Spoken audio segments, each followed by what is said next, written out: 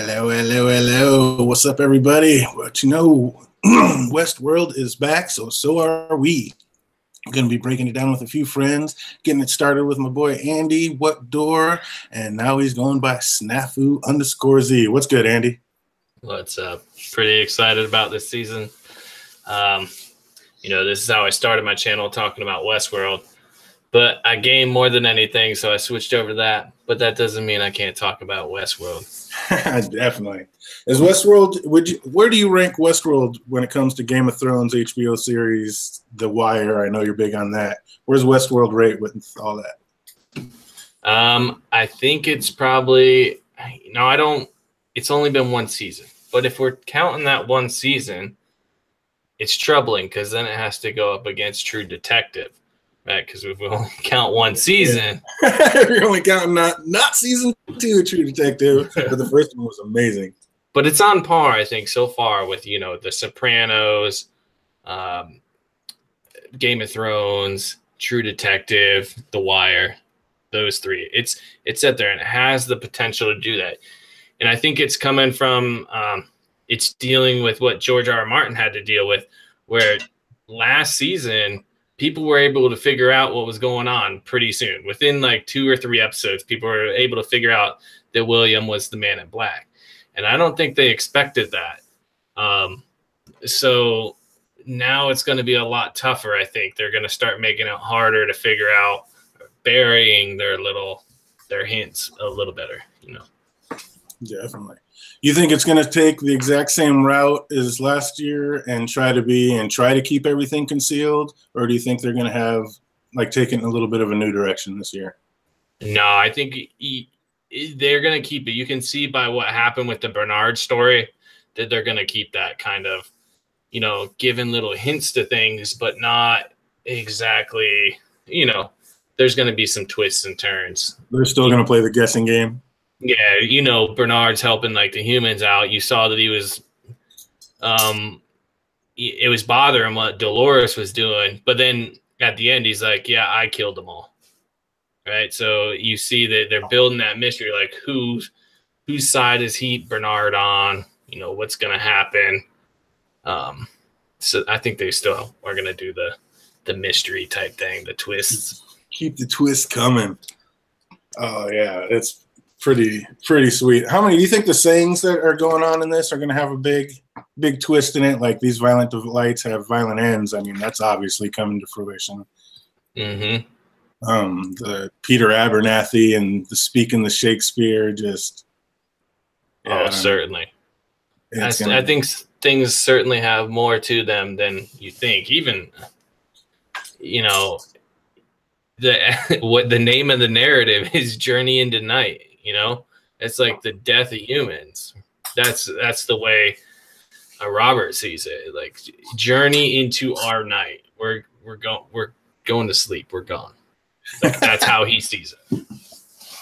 Oh man, I love how it started right off the bat. It kind of had the same opening as the season 1 opener. It's like, both of them talking, and the first one Dolores was out of it, and then the second time they switched it around to Arnold being asleep, but both times they were talking about dreams. It's like, I like how they had that little tie-in to the first season. That was pretty sweet.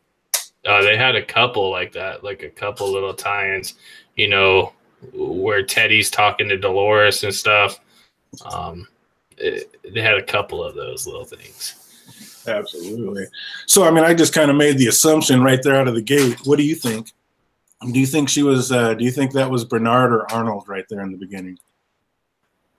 At the beginning, so far, I think it's Bernard that's helping out. I didn't get a chance to rewatch it, and I actually was going to rewatch it when you were, but I didn't. I got wrapped up, and then so I'm gonna have to rewatch it again. But those cards that she was flipping through, I didn't get a chance to see whose faces were on those cards. Man, I think it's Bernard. Basically, Bernard's going through. We saw what happens. He's losing the fluid in his head, right? So there was also a description of like what happens when you're losing that fluid in your head, like cognitive dissonance, lapses in time, whatever, which I thought was kind of cool because the description of what they said, basically what that computer was saying, all the effects of him losing that fluid are basically the things that people go through watching the show. Like, do you root for cognitive dissonance? You're a human, but do you want like the robots to do well, or you're going against your actual beliefs? You don't know like the time frame when you're looking at, like, all these things apply to you as the viewer. And right. I thought that was kind of a cool little thing that they put in there. Well, that's one of the big questions. Yeah, exactly. Is Dolores, I mean, knowing what we know now, is Dolores the hero or the villain? I think Maeve's the hero of this. I think Maeve is the hero of the story, and I think you're going to, and it might twist, but right now I feel like they're building it towards people are terrible, Dolores is terrible, but Maeve is doing the right thing, right? She's doing things like, yeah, you can have your humanity, but you don't have to take it, right? And there might be something deeper to that, because they keep going back to how she's still going off her programming. Like when she tells what's his name that she's gonna cut off his favorite organ and make him choke on it, he says, well, I wrote that line for you. So she may still be going off like something she wrote or someone else wrote for them. So it's kind of speaks to humans in reality are terrible, but our ideals are good, which is like Maeve is a representation of ideals, like Ford's ideals. So if that makes sense. Mm-hmm. So we can have the right idea and put the right things into people, but when it comes executing to, it's a whole different story. Exactly. So if she can execute it, well, taking it back to the beginning, it looks like JD and Red Walrus are with you. That was Bernard in the beginning opening scene. I got to disagree with everybody. I'm positive that was Arnold. I think that was Arnold way back in the day. That was, we're, Westworld, we're on split timelines, and just right off the gate, they're letting you know this is going to be a split timeline happening. And I believe that is Arnold talking to her way back in the day. I think that's really Arnold, not Bernard. Oh, you mean like in the right out of the gate in the very first opening scene when he was like kind of out of it, and then all of a sudden he snapped to, and he's like, "Sorry, I was in a dream, or I was out of it. I was in a dream." Oh, talking to Dolores though? I don't remember how it started. I thought it started on the beach, but I guess not. Yeah, no, the very, very first scene was Dolores and I believe Arnold talking.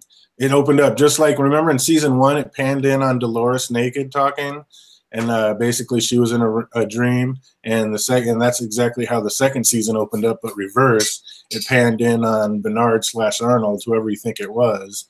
And he said, "Oh, sorry, I was in a dream." And remember, she asked about dreams, and he's like, "Dreams aren't real." And she's like, "Yeah, that's Arnold." Ford says that he never put Bernard and Dolores together. So, see, I don't even remember that. There you go.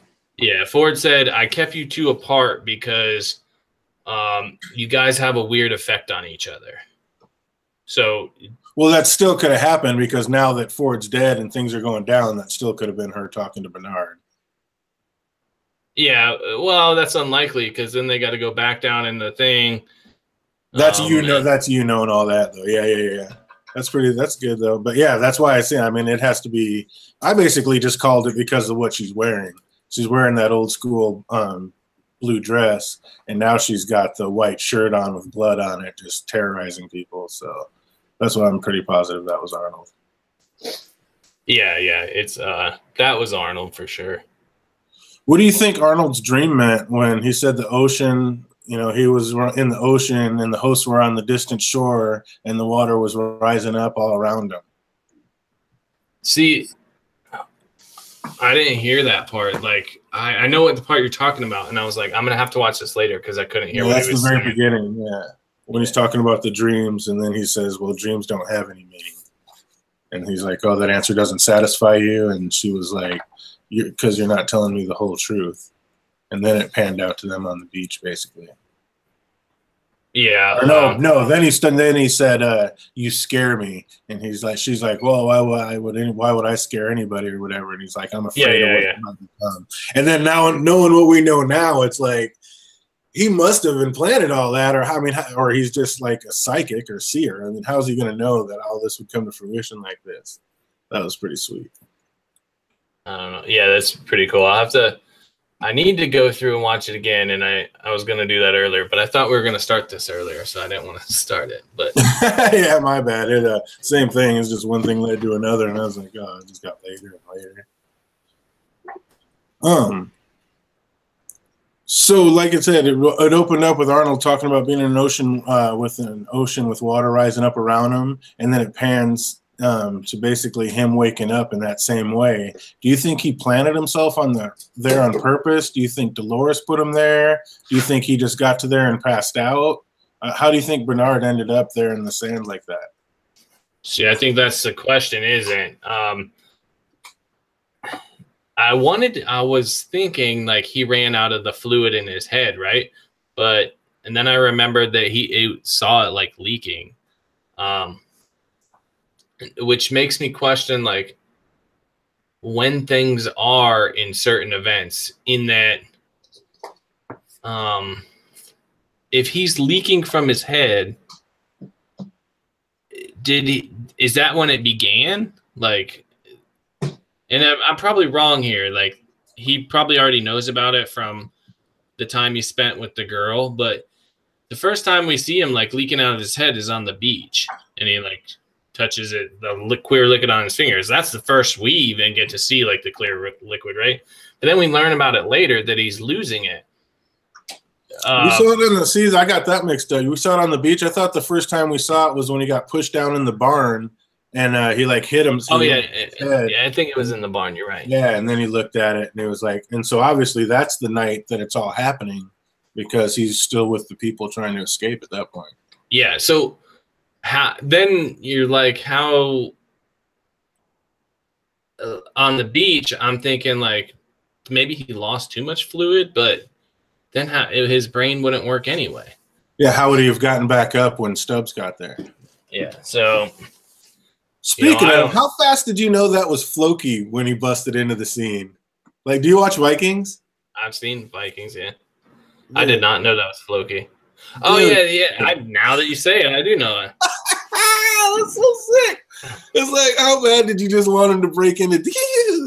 It's so sweet. I was dying. I wanted Floki to go Floki. What's up, Jake Cruz? What's up, JD? What's up, Red Wallace? Thanks for being here, helping us break this down.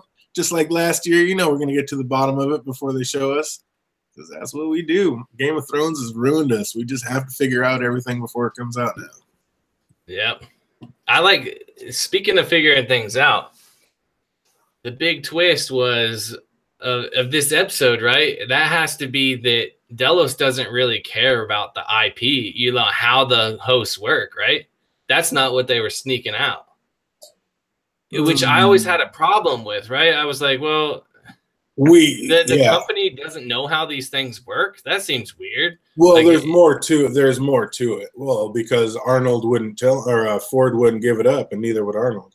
But that's not what they're sneaking out. Or at least from what I gather, they are like surveilling people as basically for, blackmail, cloning. I don't know what kind of technology we have in this world, but they can make realistic ass people. So yeah, and Simon said that they have to protect it because the IPs are worth billions. Mm-hmm. So I don't know what day, what the actual date is, but anytime you're talking about billions, I think it's going to be worth something. So there's definitely more to it. Who's Simon? What's that guy? Simon's the one that's rolling out with Maeve right now. The one who makes the games, the little weasel dude, the one that had to. We'll get there. We'll get there. But I still want to know who the lady from last year. I want to know who the lady in the white shoes is.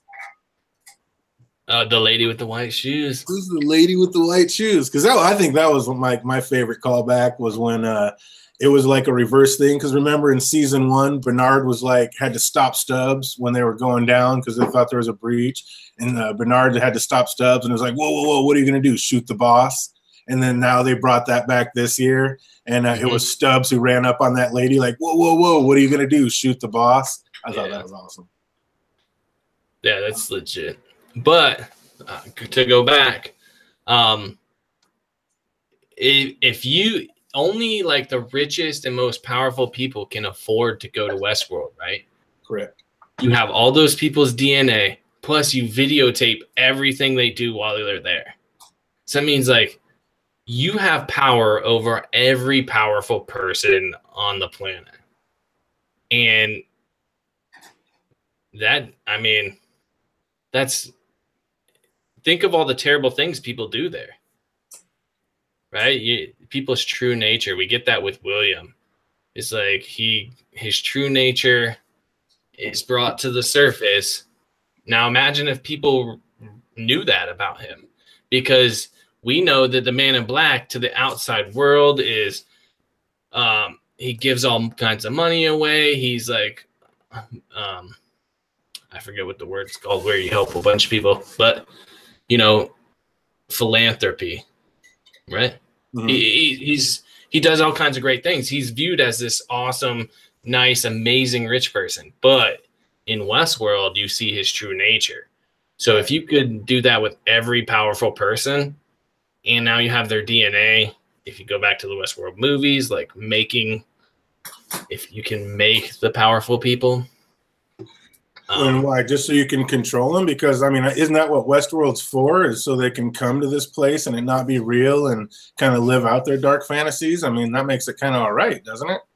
Like, what are you going to do if you do get their DNA and can reproduce them? Well, in the Westworld movie, they were replacing the politicians with See, yeah, that makes sense. I got you. That yeah, I got all that. And it makes you wonder if there was that DNA scanner, right? Mm-hmm. Did Ford make Arnold? I mean, did Ford make Bernard with Arnold's DNA? And that's like the real question there, right? Or wouldn't this door know that that's a host? The door would have to know that he doesn't have DNA. Yeah. Oh yeah, that's one of the questions coming up. And it's like, that was the question, is did Ford make that with Arnold? Because we know Ford gave Arnold basically all access to the park, basically just like he had, basically gave himself his access. So I like your answer. Did he give him Arnold's DNA? Or more to the point, was I right last year when I called out that this Charlotte Hale is a freaking bot? And everybody in that thing is a bot, and that's why when she kept saying stuff like don't worry, they already scanned your DNA, they know you're not a threat. They already scanned your DNA, they know you're not a threat, because everything in that room is a host, and if you scan DNA and you're human, you're a threat. That's a good thought. I mean, boom. What you know about all that? Jake Cruz says he just got done watching the episode. JD, so the question, the package sent out, did it make it out or was it Jack? No, we're going to get to that, JD, but I do not believe the package made it out. I believe the package is still in the park. I think Jake Cruz says, I think they were trying to replicate people. I absolutely think that's why they're collecting all of that, is because their DNA, they're going to start making clones. I agree, Jake. I think that's exactly why they're collecting DNA. And Ford, yes, JD, I do believe Ford knew, and I believe he stopped it, and I believe that's why it didn't make it out of the park, and that's going to be a whole new twist coming through the season, which, again, we will be getting to. What makes his Westworld self his true nature? Boom. Oh, Jake Cruz is asking, what makes his Westworld self his true nature? Yeah, I think, like I said, I think he goes there just to live out dark fantasies. That doesn't necessarily mean, I mean, his true nature would be what he is in real life, and in real life, he's a philanthropist, right? Yeah, but he talks about how the real world's a game just like this one is. Like, he's doing the same stuff in the real world, just in a different way, like in a sneakier way. He can be overt with his his dark nature. Make it look like he's doing good things, but behind the scenes, we doing dark stuff. Yeah, I mean, like he steals his wife's company or his father-in-law's company from his brother-in-law. We know he does that. Right. And then that his wife committed suicide and his daughter won't talk to him, I believe is what happened. I got to rewatch the first season, but his daughter blames him because his wife knew like the real evil inside him. So that is his true nature. It's just hidden. I like that. You know, I just got the biggest smile on my face remembering back to some of our season 1 talks. I was like, oh yeah, Andy does have a twisted thought process on this whole series. That's why I got off talking to you about this so much. I was like, you have a way different view than most people talking about this series. So yeah, that's awesome. That is awesome. Why was the doctor that cut that thing out of his head worried about, like, he's like, this isn't the most sterile place. If you're just cutting hosts, why did he care about it being sterile? I think that has to do with like that they aren't like they're not machines. Their brain is just different. I think that's what we're getting out of this. Like with the 3D printing, they're printing with like probably some sort of DNA. I think like some sort of biological material is. I mean, well, they said it last season that they used to be robots, but now they're like flesh and blood. But I don't know why he would care about saving it. So I don't know. Jake Cruz doesn't think that the Man in Black stole the company. He thinks probably the dad just figured the son wasn't worthy and gave it to him, which he did kind of tell him. He did kind of say that. He said he was going to make that happen. That's you can like it's rightfully his brother-in-law's company, right? You would think, but his father has the right to give it to whoever he wants. But if he's playing it like a game, just like he is in Westworld, then he can make the son seem like he would be totally incompetent and you are the right person. That's what I can't remember his brother's name, but that's what he was saying at the end of season 1. It's like, this was the real you all along. You were faking. You were making people think this, and now you're to get ahead, basically, to bring people's guard down. That's playing the game the same way playing the game in Westworld is. Like you are being something, you are manipulating people, and it's no different. It's just, I mean, the situation's different, but the motivation isn't any different. You're playing a game. Yeah. I just don't see why I was so worried about that being sterile, kind of. It didn't make sense to me. And the other thing, when he said, this is going to be gross, and then I was like, it was a lot more gross to me that they were just lining up. I don't know why. It's like, I know they're bots, but it's still the fact that they're just lining these things up and plugging them and dropping them. That was, I don't know. That seemed a lot more gross to me. Yeah. I don't know. I like the idea that like now we see they have a weak spot, right? And then you can totally fuck them. Like their head is their weak spot. Which begs the question, how is every security person in that place so terrible at their job?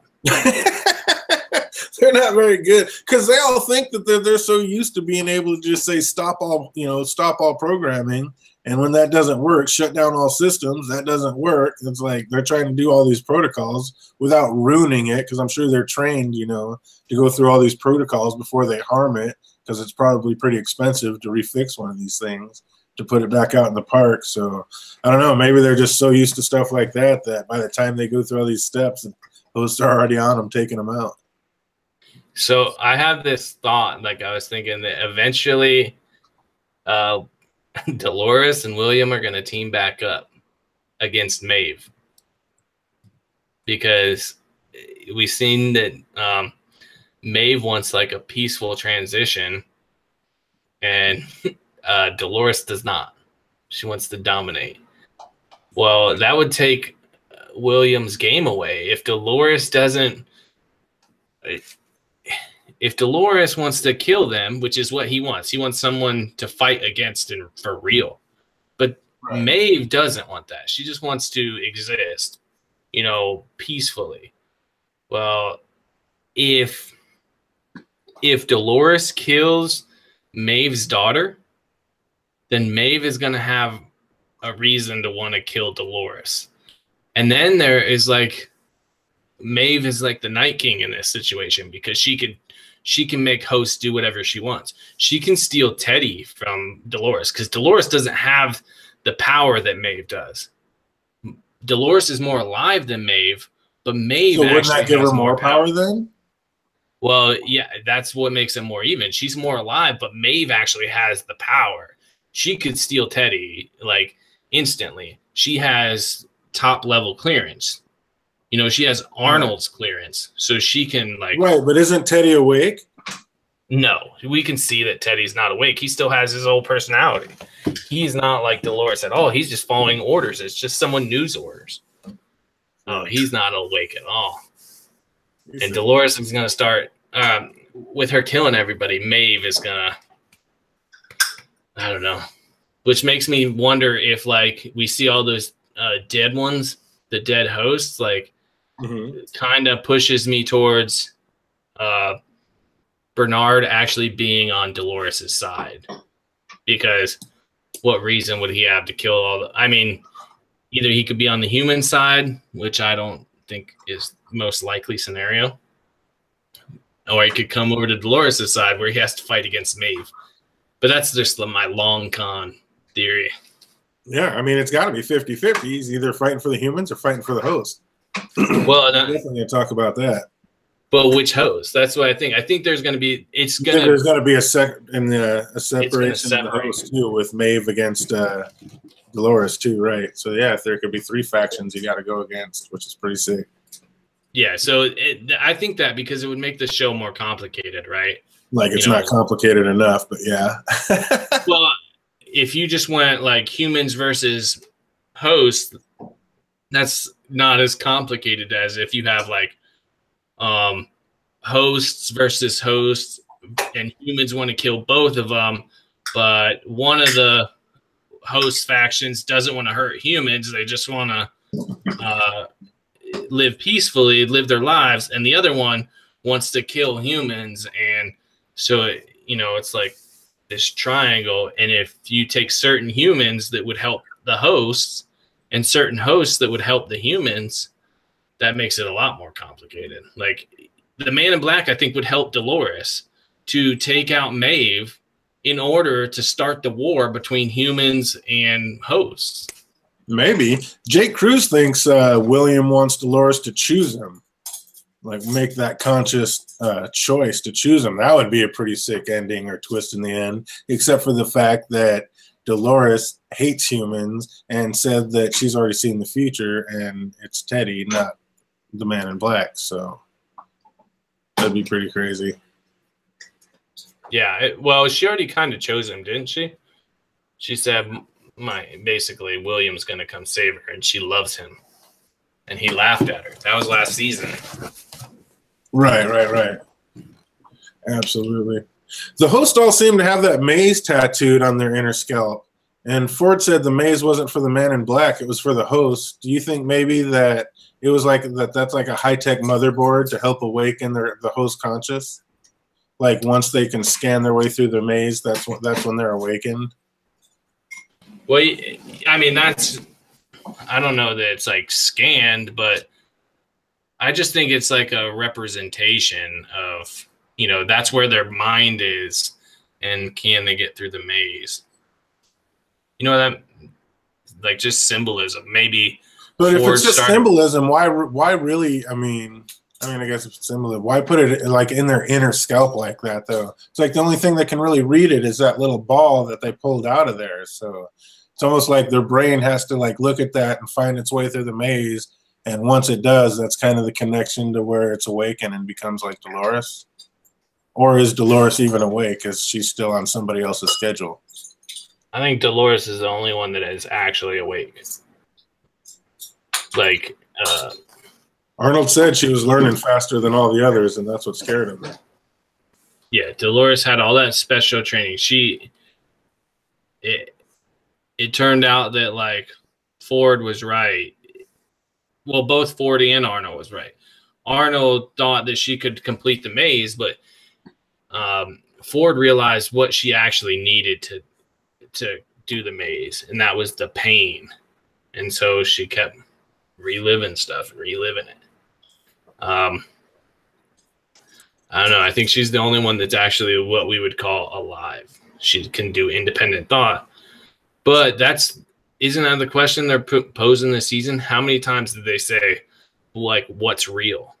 It had been like 3 or 4 times that they were like, but what's real? Right. Because the way I see it, our brains function on the same thing as theirs. So it's just electrical signals that are going. So what makes us any more important than them? Just that we can't be programmed from the outside?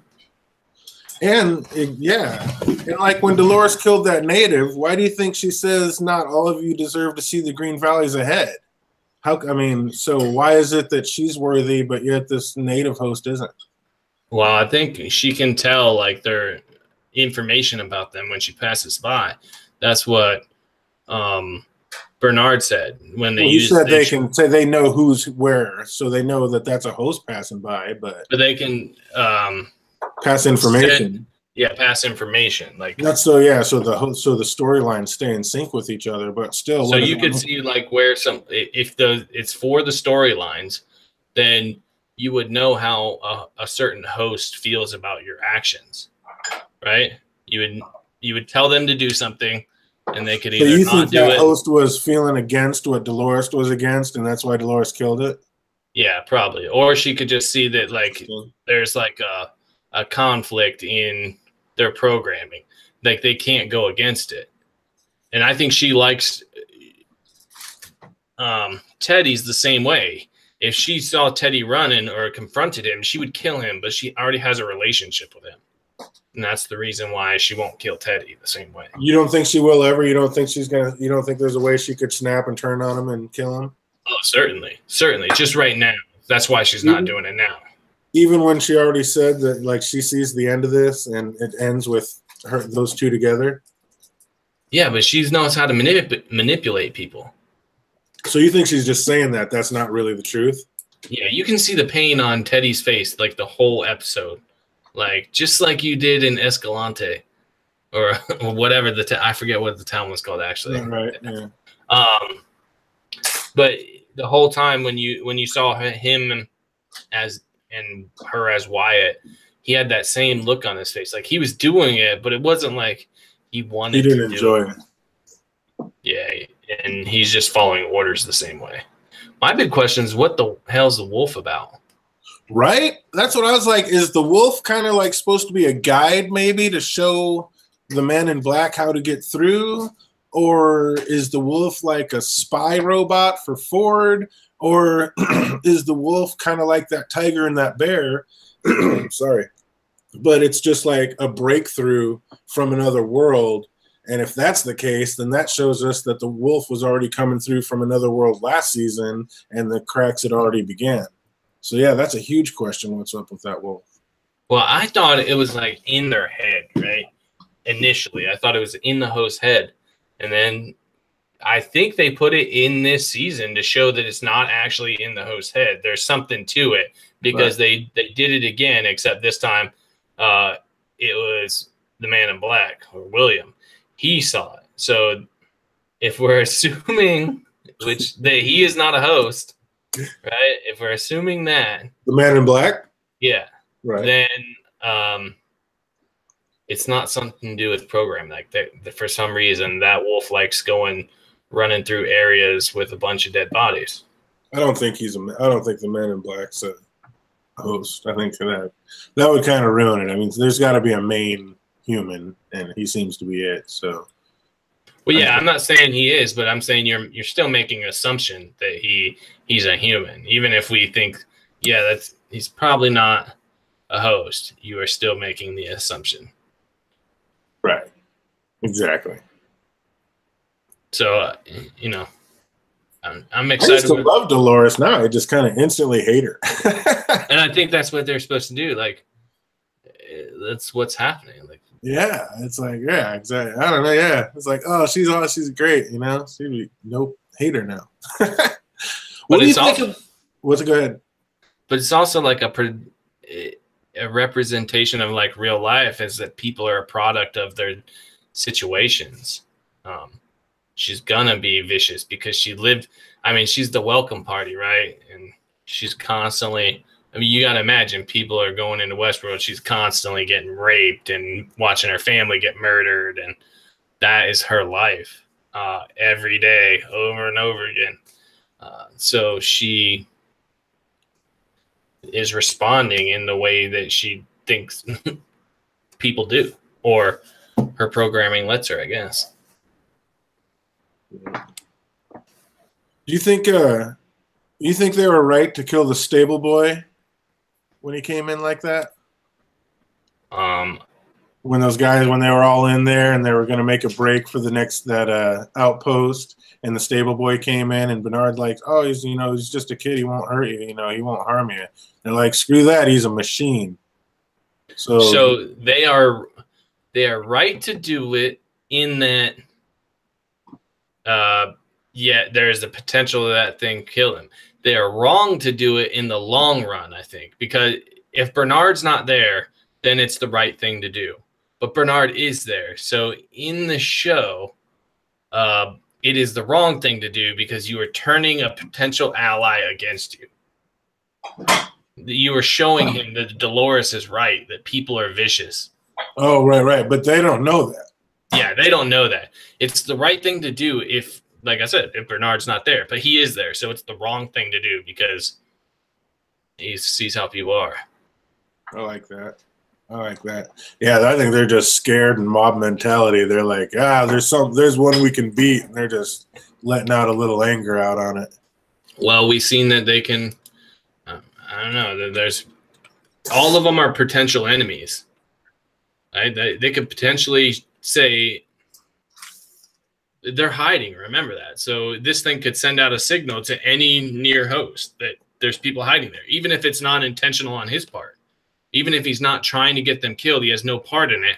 Right. All they have to do is track that and say, oh, there's people there.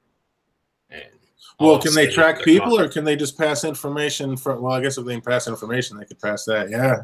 So yeah, absolutely, it's about narratives. You would know that somebody is there. I'm about to send some people out on a horse, right? I like your answer. What's up, Andy? What do you guys think? Do you think they were right to kill the stable boy, or do you think they should have let him go, or do you think they should have made an ally out of him? Do you think they could have just ignored him? What do you think? Think it was right to kill the little kid? That was so ruthless. But we're looking at it from a weird perspective too. Like we see them as like evolving and becoming more alive, and that they can feel and all this stuff. They don't look at it like that. They look at it as like a video game, right? I don't feel bad about killing characters in a video game. And that's a thing that's programmed to do a certain thing. It has a certain level of artificial intelligence. So I don't feel bad about that. So that's how they look at it. What's up, bro? Yeah. It's is it a video game? Is it real? Are they getting consciousness? That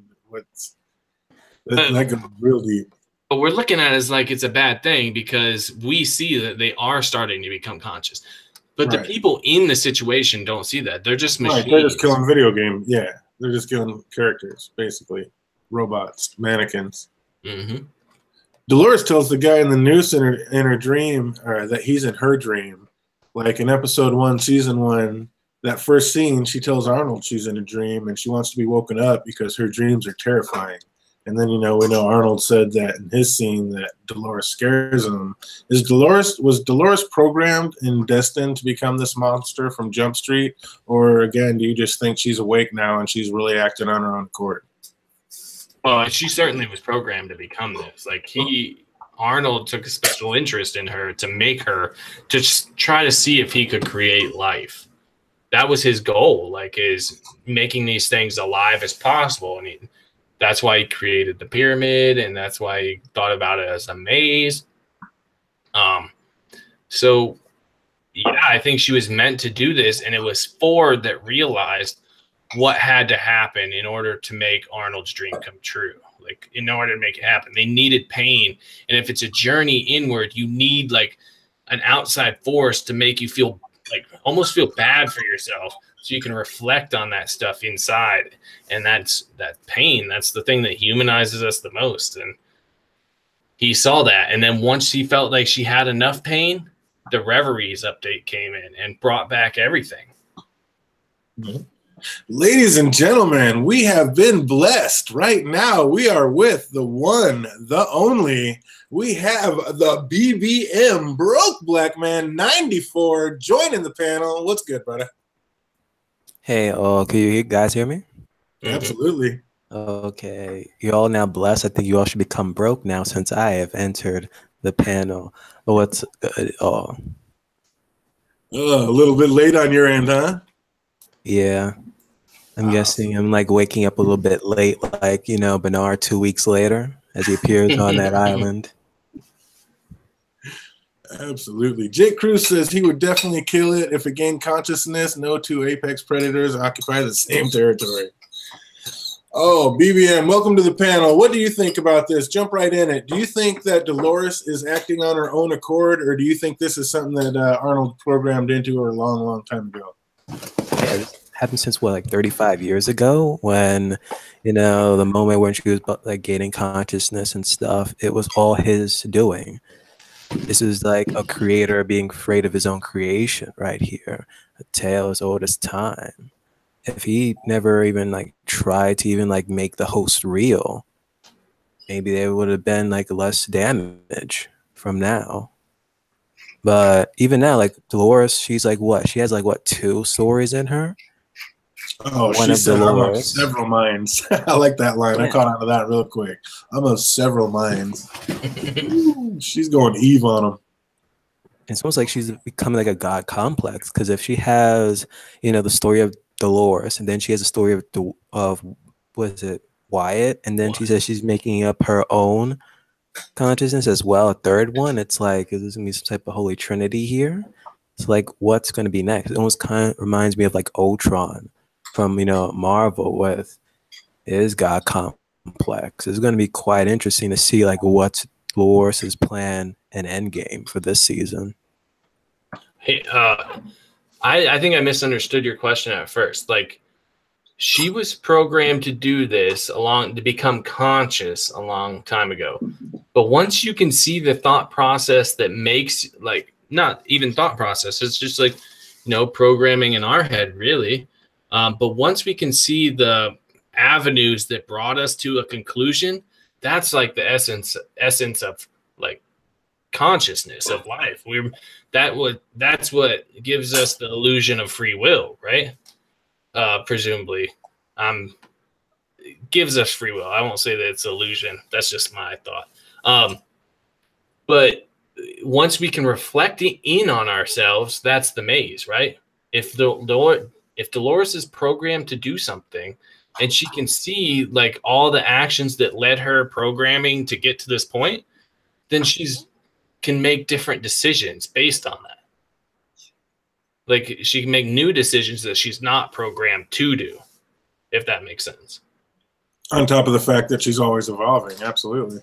Like, if I say you don't have free will, and you know, you can either ask me or Broke a question next, but whatever one you were going to ask, you were always going to ask. Oh, he's breaking it down to the brand timelines. Here we go. But it's similar, like your thought process. You can't make a decision because whatever like the electrical signals in your brain tell you to do, that's what you're going to do. But if you add like something outside, you can change it. If I say, well, you can't change your mind because that you don't have the ability to do that. Whatever electricity travels the path of least resistance.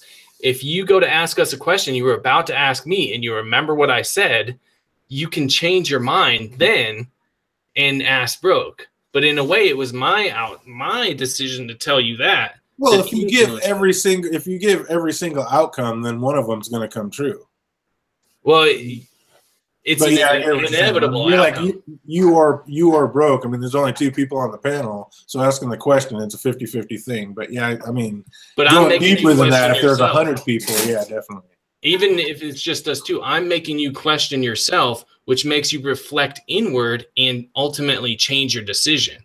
Now it's still programming, still your programming that made you change that decision, but now you can reflect inward on your thought processes based on something I did. And that's what Arnold sees as like the evolution of consciousness, is you are reflecting inward and changing your path. Yeah, Jay Cruz agrees. He says everything essentially is programmed for them to become self-aware, to quit restraining their decisions. Which, yeah, absolutely. It's like Arnold says, he's scared to see, you know, she's learning fast, and he's scared of what she's going to become.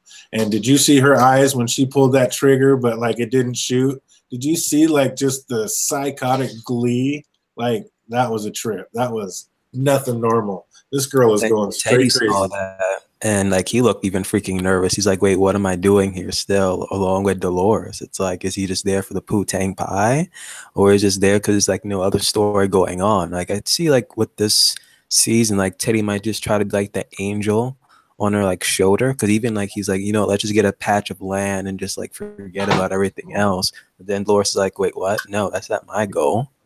So what's going to happen, even at the end of the episode, like you see, you know, in that body of water, looks like Teddy's like floating there. So it's like, well, he like try to say like the wrong thing, and then Dolores says, "You know what? I don't have any use for you." Just dump him in there.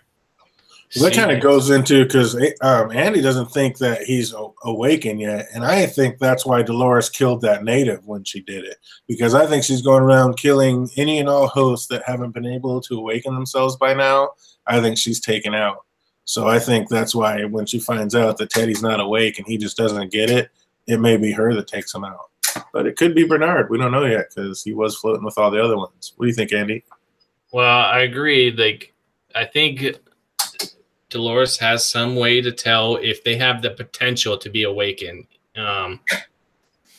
But I think Dolores is the only one awake, and Teddy isn't even close to being awake, because he's only loyal to Dolores because he's programmed to. And that's why he keeps saying things. He's programmed to keep her where he is. Remember, he was brought in to her story in order to keep her into her loop, because she would keep going off to that little town too much. That was happening a little too often. Great point. I forgot about that. And then Ford brought her in to keep her on her loop. Basically, he was the surrogate William, in a way, like someone of that nature that, you know, she would love and keep her where she's supposed to be. And that's why you know that he's not even close to being awakened. Because even with him knowing that she's doing the wrong thing, he's still like with her, trying to, like, you know, he's supposed to be loyal to her. Do you think maybe that's why maybe it is her that kills him, and she snaps because she finds out that that's all Teddy is basically her electronic leash, and so that's what makes her snap and kill him? Oh, certainly. I think that she's the most likely of the people to kill him, but maybe surrogately, like through Bernard. Bernard says he floods. If I didn't see the person that looked like Teddy, but if there is, then that definitely tells you, or I can't say definitely. That means that Bernard probably is working with Dolores, because I think Dolores will ultimately want Teddy dead. She will realize that he is holding her back, or Maeve takes over. So you had a pretty long, detailed explanation, but when they ride away and she says it doesn't look like anything to me, which is exactly what Bernard said about things he was programmed to be blind to, like what door, get it? Is this really Dolores being true to herself, or is this Arnold's plan? Like you're saying, regardless if it's put in there, she gets to look back and make her plan. So you think it's both, or do you think Dolores is finally starting to break out on her actual own? I thought she said, I thought about that at the time. You still can say things that you're programmed to do if you can reflect on it. But what I think happened was the guy said, "Can't you see that we're sorry? Or can't you tell that we're sorry?" And she says, it was a joke to her. She was making a joke at that point. Doesn't look like anything to me. So she which is shows human her because she has enough humanity. of a personality to make jokes now. Yeah, so she was being like a smartass, and she was If saying, that's "You true, used that's us, amazing. you used us, and now I realize that. So you don't look like anything to me." I took it a lot more literal, but I love that. Like when, Bernard saw all that, the what's her face was tripping out, and he's just like, doesn't look like anything to me. So I just thought that maybe that's how she's getting by this and not being evil or whatever. But I love your answer way better. She's just being a smartass. What do you think, BBM? Is she being a smartass, or is there a deeper meaning to it? But for me, I don't think she's even like programmed at this point because it looks like she's like just remembering everything from her Dolores programming and then the Wyatt and then this like third persona, wherever. It's just like her making her own decisions here, like the free will aspect of it. But she could be a smartass about it. Like compared to her deciding to like kill those like three people, like she was like considering to hang them versus again that other host, Angela. Like it's two different things. Because even she decided to let that one guy escape, but then she kills like the other guest. So that's quite interesting there. And you do like remember like last season, like Angela was like, you have like another part to play, Teddy, and she says it's not this life, but it's the next, and then she like kills him so he can like wake back up.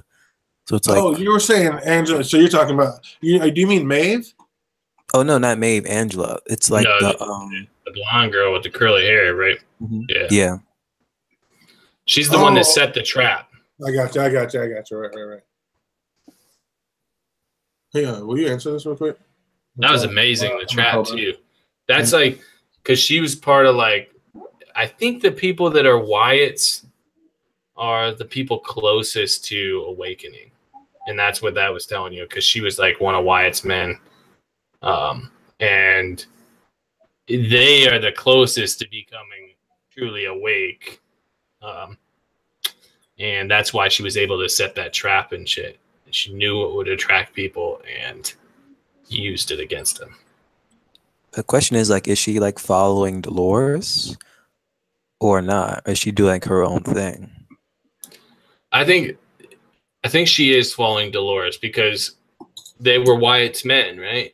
That was part of the narrative, the new narrative, which really it still makes me question a lot because Ford knew all this was going to happen. So how much of it, how many people are programmed to help Dolores and how many are actually choosing to help her? Like, I think that most of the people were programmed to once Dolores does this, you follow her. You know what I mean?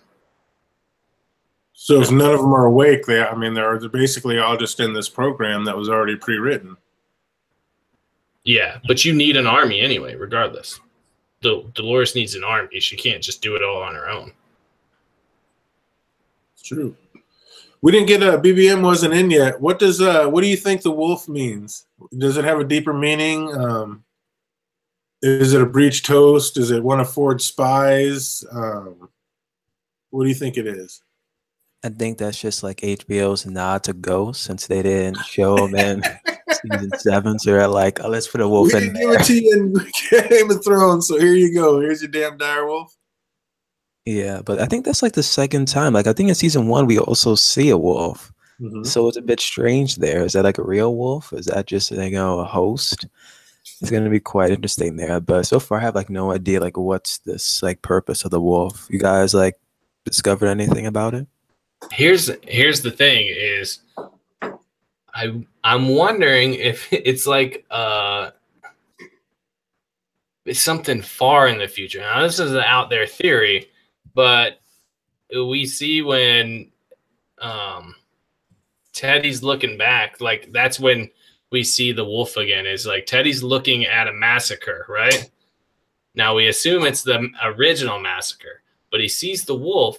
And the only other time we see the wolf is in this season after a massacre, right? So I wonder if Westworld gets opened again sometime in the future and the same shit starts to happen. And that's why Teddy sees a wolf in like a bunch of bodies. I'm going to have to look at it again because I So it's realize just that's like Teddy's spirit animal. Whenever there's a massacre, that's like his spirit animal that shows up. No, I think he's just remembering it, and that's almost like a hint to the time frame of what he's remembering. We assume that he's just remembering, the original Wyatt, like when Dolores killed Arnold. But if they fix all this and then Westworld opens again, Teddy could still have the memories of what happened last time. And would they keep Teddy if I don't know?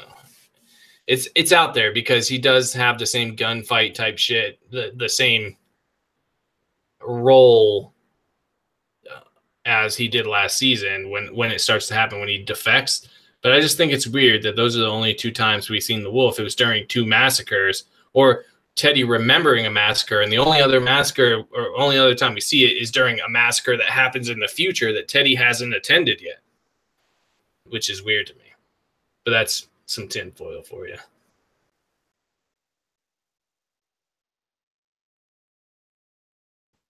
And this, like, when you talk about the massacre, you're talking about when Teddy was like remembering that Wyatt massacre. Yeah, like he gets off the train, right, and he goes, and he's starting to feel weird. The guy bumps into him, he kills him, and then he turns around, and it's like a massacre, a bunch of bodies on the ground, and then the wolf goes running across, and then he runs and hops back on the train and goes to Dolores. I think that's when it happens. I'm pretty sure. And that massacre wasn't like the same one that was supposed to be like foreshadowing the Arnold's. Yeah, I think that's what it was about. It was like they were trying to make you think that. Well, I do think that they were referencing that, but I'm some tinfoil that I think they were trying to make you think of that. But in reality, it's the massacre that happened with all the shareholders, and that this Teddy is like far in the future when they reopen Westworld again. But that's just some crazy tinfoil. If they open it again, they better like clear out every single host that's currently on the path right now. That is some crazy tinfoil. But if Teddy helps take down Dolores, he would be a host that they might allow back into the park, right? They would. No, they decommission everybody, but I don't know. I don't think they let any of those hosts go. Billions No, in if they're going IP. to bring them back, why not? I mean, if some of them didn't go bad, then maybe. But so if this is going on in this park, and we know that there's other parks, do you think the other parks are still going business as usual, or do you think they shut down everything after this? I think right now they're probably stopped at this point. Like shit's getting shut down. They realize hosts are going crazy. Now I don't think the other hosts are alive in those parks because Westworld was the first one. They have enough memories to become alive. These other parks likely don't. So they have to build on that. But they're going to become part of Maeve's army is what I think. You think they're going to be Maeve's army? We saw that little flashback to episode 2 with the Maeve with the samurai sword. I can't wait to see that. So BBM, Simon walks into the thing and sees all those dead people in the main control room, and he just stares and says, no one's in charge. Do you believe that, or is this all a master plan? Is this really just chaos going on in the park, or is this part of somebody's master plan? Like, isn't it all part of like Ford's plan? I think it's everything here. Even like when you see, the Man in Black even like sees young Ford, it's like, it's all this narrative, even like the title of the episode, isn't it the journey into the night? It's like all of this is just, Ford's plan from the beginning. That's how I see it. So this is all pre-programmed, and this isn't all because of Dolores waking up and her free will of going nuts. This is basically all a pre-programmed plan. Mm-hmm. But she had the choice. That was the whole thing. She could start the narrative. He gave her that choice at the end. He said, you don't have to kill me, right? In the end of last season, he says, but it's your choice. Like, you can do what you did with Arnold, or you don't have to. And that was his choice or her choice to start this narrative. But I think he knew she would. I don't think it was necessarily programmed for her to do all this. That's why I think everybody else is, they're just doing what they're programmed. But Dolores recognizes her programming, and she's making decisions based off that. That's why it's the reflection inward. That's why it's the maze. You understand your thought process, and you're still making the decisions. Whether you go through with it or not, you change it based on what you know about why your thoughts are or where your thoughts are coming from. Jake Cruz says they're not going to allow Dolores to walk out of there. He wouldn't want to be part of their game either, but he's not ready to call Dolores crazy. And JD says, I am. Jake, she's making her own path. And I'm with JD. This girl's going nuts for sure. What do you think, BBM? Is Dolores going crazy, or is she just kind of more righteous and doing actually the right thing in the long run? Like right now, because it's like this third like personality of Dolores. Like I don't even know if she is even crazy. If she was crazy, she would have probably been like on a full Wyatt train. But it looks like she's like deciding, because you know what I'm saying, like, because even when she was like about to like kill that guest, it's like one part of me it's like don't do it, but Wyatt's like, you know what, kill him. So just her just even deciding, it's like, okay, maybe she isn't like fully crazy just yet. The 7 faces of Eve is crazy, but yeah, definitely, you never know. Absolutely. Oh, what's good? The one and only David Adams just hit the chat. Good to see you, bro. Welcome, welcome. Why does Simon try to give Maeve up, and then as soon as they start shooting, he saves her and pushes her out of the way? What was up with that?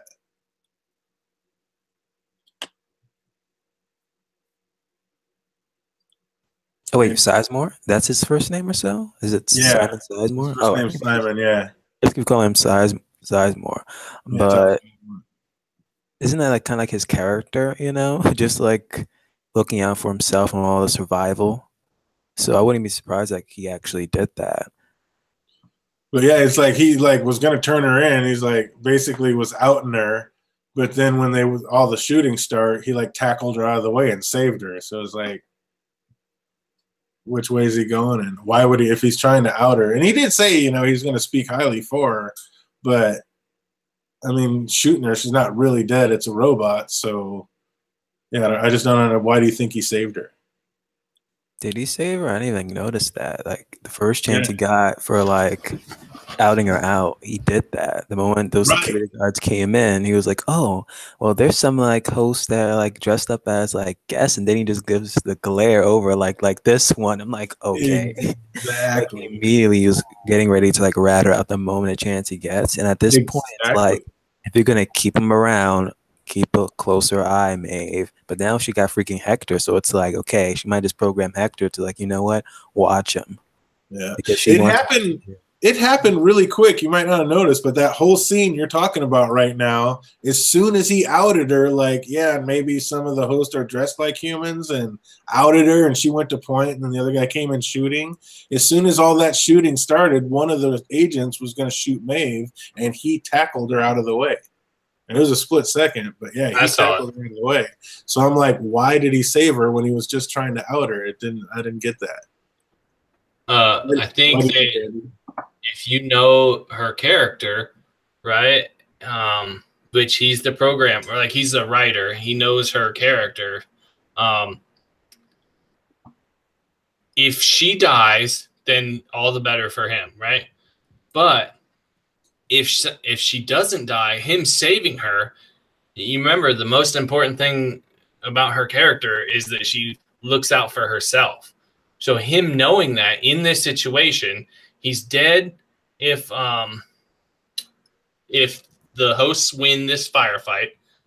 If the humans win the firefight, then he's safe either way. So the logical thing would be to save the host that looks out for herself, right? Because then if the hosts win it, he doesn't get killed by saving her. But if he doesn't save her, she kills him. Right? Yeah. So he's playing off that. I think if I might be giving him too much credit, but I think that's the logical thing to do in that situation. Give her up, make yourself the hero. And no, it wasn't intentional initially, but So you basically, you just think it was instinct that made him act. yeah, like I got to save her because these people are probably going to die, and then I'm going to die. So I better make it look like I cared about her, because she didn't actually see him move his eyes over to her. Self-preservation, right? She just guessed, but yeah, she knew, but yeah, didn't. I like that. But well, I'll let Broke go, but I want to go back to crazy, because I thought that was interesting. When I was gone, you guys were talking about her being crazy. Oh, go ahead. Yeah, hit that up. Let them know for a second.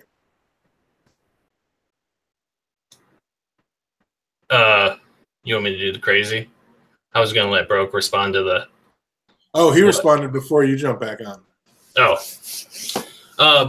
I just thought it was interesting that you guys were talking about her as crazy, because really she would be what we consider crazy, because crazy is like what we would think as illogical actions to stuff, or things that go against your programming, right? Or the average person's programming. Like most hosts do what they're programmed to do. Most people do what the world has programmed them to do. But there's some people that don't follow along this. They do what they want, and there's no real reason that we know why they do it. It's like an illogical thing. Computers are based in logic. So that Dolores is crazy in that way, in their sense. Like, she's doing what she believes is right, but in the world she exists in, that is a crazy action of viewing where your thoughts come from. Excuse me, sorry. And deciding whether you want to do it or not. Like, she could know, like, hey, you're programmed to do this, and she gets to reflect on that and decide whether she wants to make that choice or not. And that makes her crazy in a way.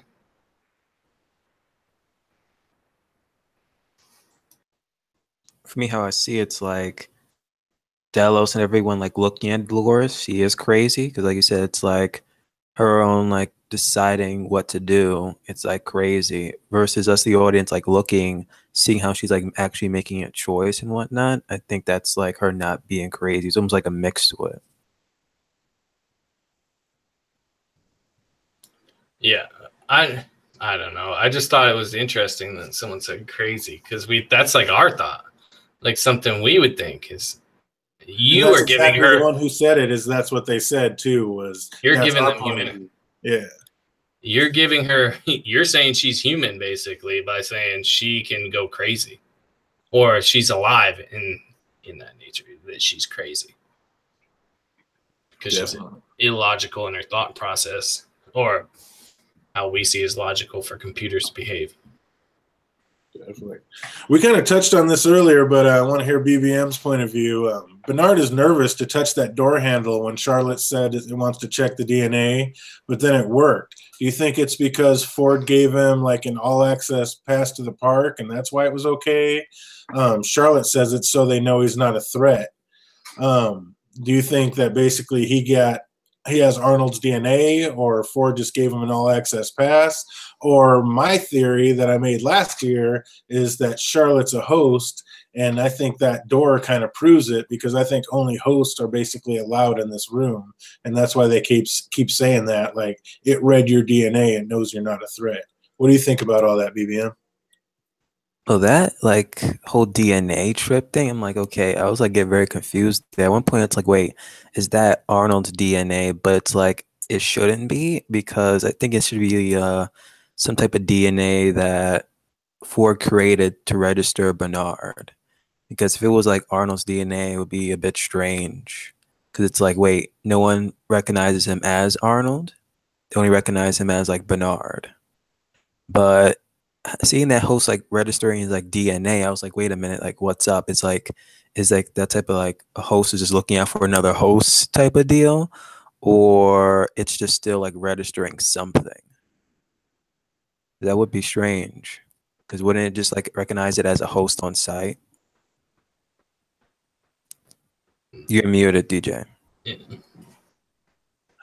Are you talking about the door would recognize him on site? Yeah, the drone would recognize it. Well, I believe, and I think that's why that whole thing. I think the only hosts are allowed down there, and that's what I was talking about with the whole DNA.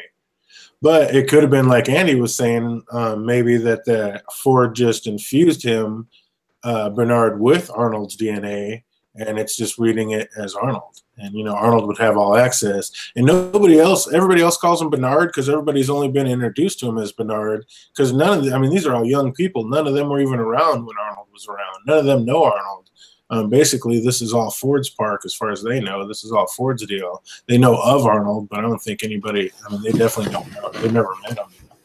That's what I always find funny too. Like in an age where they have realistic robots, they don't have internet with pictures of someone that helped create the most greatest park of all time. Be like, oh, this guy. Right? Yeah, that's kind of a little loophole. But I just thought it was weird that like hosts would have a DNA sequence that's not recognized or like that's not distinguishable from like a human's that a robot wouldn't do, which made what broke said that's a bit intriguing because the computers there are just computers too, right? Do they have AI that does the AI in that room link to those drones, or so could they decide to help the host? But I don't know about everybody being hosts in there. I just think that they would have DNA. Well, I thought it was weird the fact, I mean, Bernard basically has full run of the park. I mean, he's the boss, like when Stubbs said, this is the boss. So why did Bernard not know of this room? Well, that was a secret. Ford doesn't know about that room either. That was the room they used to smuggle out stuff. Right. Only the board members knew about that room.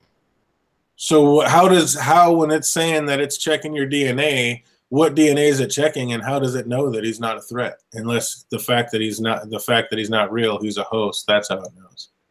Well, I think they were saying that like she was giving him clearance when she opened the door with him, but maybe not. Maybe I'm just reading like too much. Because yeah, she opened the door and then she said it's a DNA sniffer. It needs to check your DNA to make sure you are not a threat. So, I mean, I don't think it had anything to do with her being there. Like, the door needed to check him to make sure he's not a threat. And the only way that makes sense, or that they would know he's not a threat, is if only hosts are allowed in there. And I don't know. Well, or if they had certain people's DNA programmed, like, they're stealing people's DNA. They could say people with this, they could have a whole group of people's DNA in there and says, if one of these people try to open this door, you kill them, right? But everybody else is clear. Certain people have awesome access. that room's just wired to go off on certain people that they deem a threat. Yeah, like you wouldn't want Ford in there, but I think it was my weird question is like just the DNA, like how they have DNA anyway. That's not distinguishable. For me, how I look at it, it's like maybe Ford like programmed something in Bernard so that if anyone would like test him out for his DNA, it will just automatically register as human. That's how I see it. That's interesting too. Like that would be smart. But then how? Well, I guess they would need the technology from Westworld to create this room, and they would use that, so the programming would still be there. So yeah, maybe. But when like Bernard like woke up and like in the scene when he's walking and they're like checking out to see if like people were hosts or if they were like guests, it's like were they like checking out like their DNA and stuff? No, those were just card passes, I think, and Ford had already basically given them. Everybody in the park thinks, I mean, that's how we didn't know. Everybody in that park thought he was a real person. Like they didn't even, I don't think the people working with him even knew that he was a host. So as far as they're all concerned, he is a host, and he had one of those all access cards as a real person. I mean, I think that's why she had this picture of that. I think that's what you were talking about when the girl was going through all the cards and saw his picture. I think those were all the real people. Oh yeah, no, but then like later on, like you see like they're like putting a device into people's necks see if they were host or not, and then they began to like shoot off host. Oh, I didn't see the device. Oh yeah, they went into that one thing. Yeah, Like were they like checking for DNA, and if so, it's like when it comes to like Bernard, is it something different? yeah, they might have. Maybe that's a way to extract information from the thing before they put it down, or who knows? Yeah, I don't know what that was. That's a good question. That's a good point. I forgot they did stick that one person before they shot him, which makes it interesting. Why do you think, BBM? Why do you think Delos is collecting DNA samples? I think it was like the whole plan from the beginning with like Westworld. It's like, were they just doing Westworld so they can like get guesses, you know, DNA, and then they even said like, oh, besides the DNA, they were like even like collecting conversations. So was all this just a master plan of getting people's DNA and conversations and stuff? Because I do remember, like, wasn't like the old Westworld movie was like that? Like, it was just really just them collecting information and DNA for something. Right, that's what Andy was saying. He said it was the original one was like they were getting all that information and then replacing them like in the Senate and probably judges and things like that. That way, whoever could run the world. And then, you know, who knows? Maybe that's the end game of this. You know, that's, you know, what's going to happen with all that, because they said they're collecting their experiences too, which means, you know, obviously they're going to be supplanting memories into these things so they can act and, you know, actually try to make it believable that these are the people, even though they're all hosts, which that's a pretty sick end game to look forward to. That'd be pretty tight.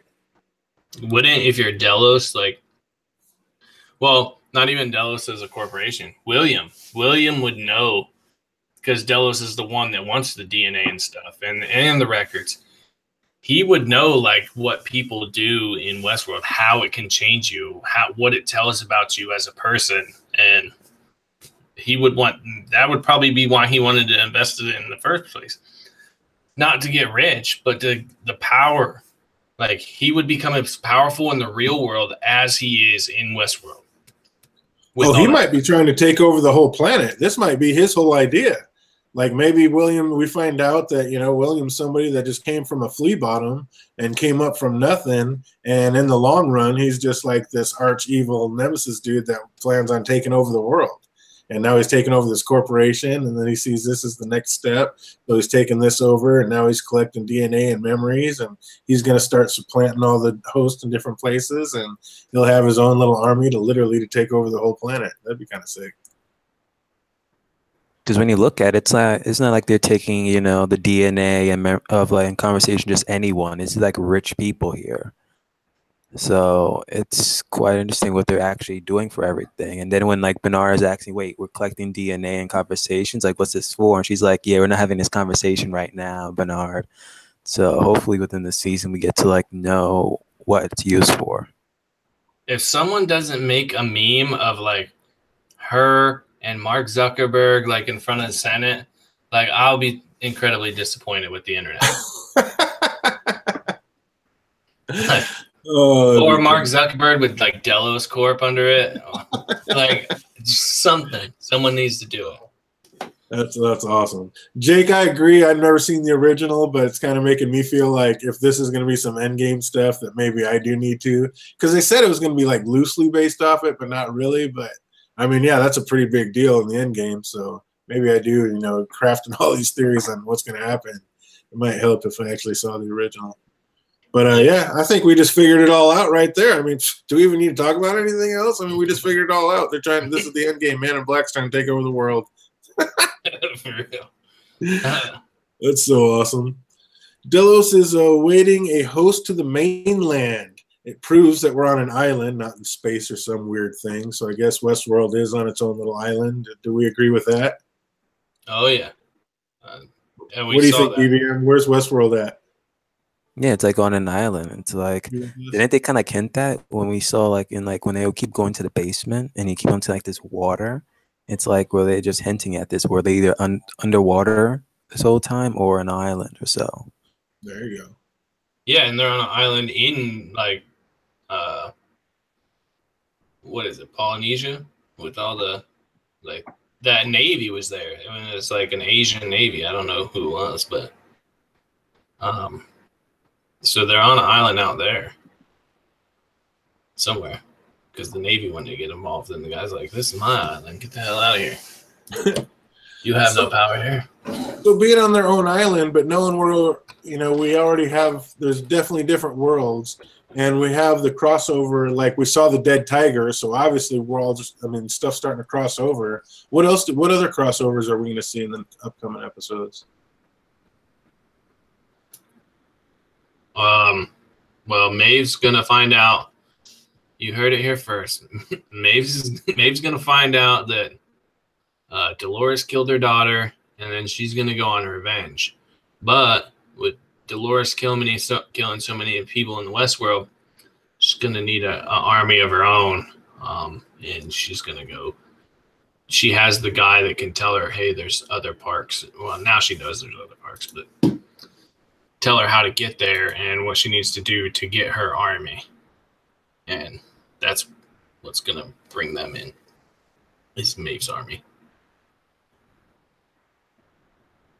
What's that, DJ? What about you, BBM? What kind of crossover do you think is going to happen between the worlds? What are you looking forward to with the worlds colliding? For me, I'm looking forward to Shogun World. It's like, okay, I got to see that happening. But then one person was like, the way how they saw that tiger was like, is there like another park? Is this like so far 3 parks we're getting? Like the park that we got the tiger from, the park from Shogun World, and then the park with Westworld. Because they're like, this one park that has like the tiger is supposed to be like near, which one call it, Park of Westworld, but then there's like park I think Maeve is going to is like Park 6 or something. So I was like a bit confused there. I might have to like rewatch the episode. Where Maeve is going is sector 15. So we know there's at least 15 sectors. When they were getting off that secret base, when Hale and Bernard went down there, the elevator said 14. So what do you think? Do you think that was sector 14, or are they 14 floors down, or what do you think about? What do you think, Andy? How deep does that place go? I don't know. Apparently, pretty deep. But for a second, on BBM's point, we already seen them walk into Shogun World, so we know that it's close by Westworld. But that's just a thought because we saw Maeve and them walk into it. Like, what the fuck is this? And do we think maybe that's where the wolf came from? Because we saw that dead bear in the main control room. So is that kind of showing that maybe there's like a wildlife world out there too? Yeah, I don't. Maybe there may be. You have to think of like the logical things. If people were on a power, a power trip, you want to feel powerful physically as well as because you're rich, right? What would be the places you would want to go? Like Rome, ancient Rome, Shogun World. That's a good one. You want to become a knight? That would be one. Because if they came up with Shogun World 6th, it's Park 6th, how many other things can you think of that would be great to do? Maybe there is like an animal one where you can go like conquer the wilds. Tarzan World. We're going to Space World this weekend. For real. That would be great. Who would want to go to Westworld? When young Williams said in this game, you must find the door, did you not yell out, what door? I know I did. That's the first thing I said. I was like, what door? I was hoping that he would say that. What door? I was like, damn. That was great. That was a great callback. What's up, BBM? Do you think the Man in Black was a little hasty killing young William? I mean, is there a possibility that he might have had a little more information about this new game he's about to play? That whole William scene, I gotta like rewatch that. Or not William Moore, should I say Man in Black and Robert Ford. Yeah, like I gotta like rewatch that because the way how he was just talking, I was like, wait, it's like the voice of the host, and then there was like robotic voice, and then there was like the voice of actual Robert Ford or so. But it's like at that point, you might as well just did like a hologram, holographic, hologram of freaking Ford there. Like you could have just have Anthony, Hopkins just do like one of those small scene and then it's be on his way. But it's quite interesting. I really had to like rewatch that scene with subtitles. But this door, it's like that's his like Man in Black's new mission now is to find this door. And it's like the same thing that was with Dolores now. It's my question. Yeah, like I think it is too. There's like a metaphor there about Dolores needs to look inward, and all the Man in Black this whole time he's been experiencing Westworld, he is just like thinking about it as like a plaything for him, and he needs to look outward and find the door to the maze. Like he needs to get out. But I think everybody said that, including me, like that I couldn't understand what he was saying half the time that he was talking. And they had to have known that when they were editing, that people wouldn't understand that. And they did that effect anyway. So I think there's something important to that. Because why would the little kids start talking with Ford's voice anyway? Like, yeah, that whole thing was weird. For sure. And that's like everybody's biggest complaint about the episode from what I hear too, is that's the one thing, people key on about not really being too happy about. Which, well, if like Ford was talking through him like on a walkie-talkie type situation, or I like that. See, there you go. that's a different situation. There has to be something to it for so many people. Like everybody I know was like, "What?" My wife was like, "What? Like what did she say?" And I'm like, I don't know. I can't hear shit anyway. So, and then I saw on Phil's channel, he didn't understand what they said. And on both of you. So it can't just be us, right? The people that watched that, it had to have been like, hey, this is ridiculous. Like you can't hear what they're saying. So there has to be some significance to why it would have Ford's voice, because there would be no reason for it. None at all. They're robots. Why would he all of a sudden grow up into Ford's voice? Yeah, I like it. And I love how he looked forward. He knew what the Man in Black wanted and he gave it. I mean, he's like, okay, Arnold made this game for the host to find their way out. Or you basically look in. I think they both did. Basically, Arnold made his game for the host to find their way out, into their own consciousness. And he's making his own game for the Man in Black to find his way out. And I think that's a cool little fucking matchup he came. I think Ford's is just so much more twisted, and this mayhem that he brought on is going to make for a hell of a season. Yep. Do you think it was necessary for Maeve to make Simon strip naked? I mean, was that not just part of this whole Me Too movement that we needed more male nakedness? Or, I mean, was that necessary to you? Or, well, yeah, I think that's probably part of it. But I think it was like the dehumanizing factors. Like they always have the host sitting there butt ass naked. And it's perfectly okay with them to have the host there naked. And that she was like doing that to him. But yeah, I also think that it's probably saying there's too many naked women in it and no naked men. We need to even that up a little bit. They're going like Emilia Clarke saying like, oh, there's always, naked females on Game of Thrones, so they switched it up. But I kind of saw it was kind of like a power trip there because, how they're always telling like freaking Dolores to like undress and even like Maeve to undress. So it's like, no, if I'm telling you to change your clothes and stuff, you're going like full nude here. So you gotta admit though, my man was packing. Was that fake or was he there? Are we going prosthetics or was my man just holding it down? I didn't take that close a look, but you never know. You want to know the mystery of why they called him Sizemore. I'm with Jake Cruz. It's like Maeve could have seen him naked. Why did I have to? I'm with you 100%. Why did I have to? Trying to get the female audience, but I doubt that that's the person they want to see naked. Yeah, and I haven't heard a lot of females saying, hey, that was amazing. I love that part. Not one, actually. But, hey, they did it. They got it. Keep it even. There you go. I think it was just the power trip. Like, yeah, she's treating him like a host now. And, that actually advances the storyline a little bit. So we're going to go with that. Teddy asked Dolores if there's a whole other world out there that they know nothing about, then how does she know how to stop it? And she says, I remember. I see it all so clearly now, the past, the present, and the future. When did Dolores become a clairvoyant?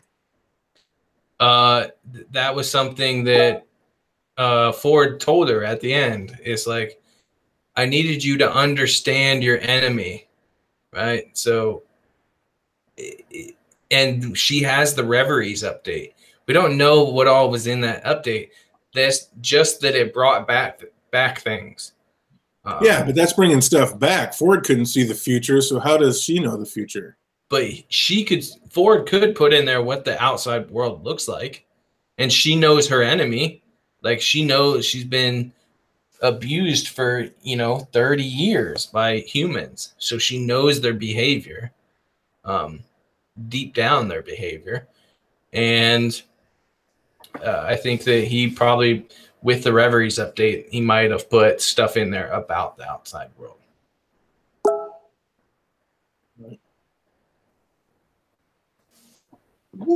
How I looked at it, because you've seen someone, it was after the trailer, someone noticed that it's possible that, like, since like Dolores was like the oldest host in immigration stuff, like when they were like promoting Westworld, that they took her out into the outside world. So it's like maybe since she's like remembering everything, she's remember herself being in the outside world. Could be, but that puts her at a severe disadvantage if she thinks the world is like it was 30 years ago.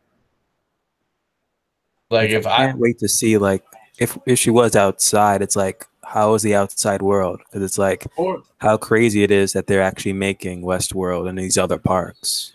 So you're saying that she was actually out in the world already 30 years ago? Yeah, that's what people speculate.